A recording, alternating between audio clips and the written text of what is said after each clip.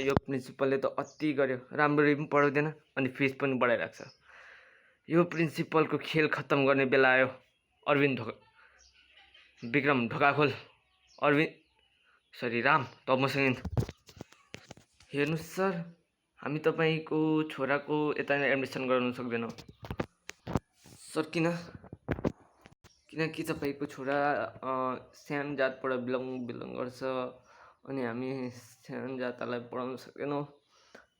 समाजले पनि यस्तै भन्छ, सानो जातलाई दबाबमा राख्यो भने पनि अलिकति हुन्छ। किनकि तपाईँ भनेको एउटा सानो जातको त्यसैले सरी सर, हामी तपाईँको छोरालाई पढाउन सक्दैनौँ।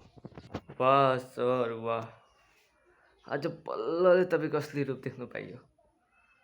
भनेपछि तपाईँ सानो जातहरूलाई नपढाउने, हामी पनि सानो जात भएको भए हामीलाई पनि पढाउनु हुँदैन थियो। अरविन्द, राम, तिमीहरू हो? सर हामीहरू। तपाईँ त्यो कुरा छोड्नु, हामी हो किन? तपाईँ एउटा सानो जातलाई हेर्नु तपाईँलाई लाज लाग्छ? एउटा टिचर भएर अहिलेसम्म तपाईँले हामीलाई यस्तो सिकाउने कि जातभातमा विभेद गर्नु हुँदैन। तपाईँले हामीलाई यस्तोमा खासैमा तिमीहरूले यतानिर के चाहिँ गर्नुको लागि आएको थियो? हामी यहाँ फिस कम्ती गर्नुको लागि आएको थियौँ सर।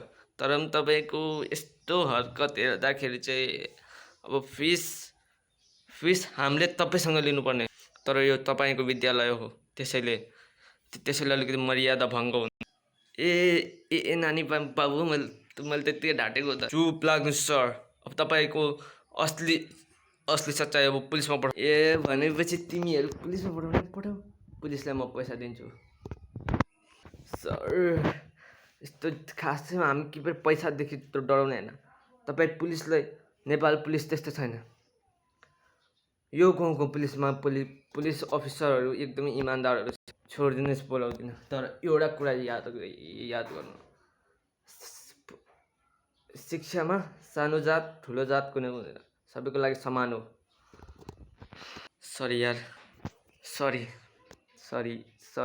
बाबु, तिमी पढ्न सक्छौ। अहिलेको लागि 1 वर्षपछि मात्रै फिस दिँदा हुन्छ तिमीले। धन्यवाद सर। दाइ, तपाईँहरूलाई धन्यवाद है, धेरै धन्यवाद।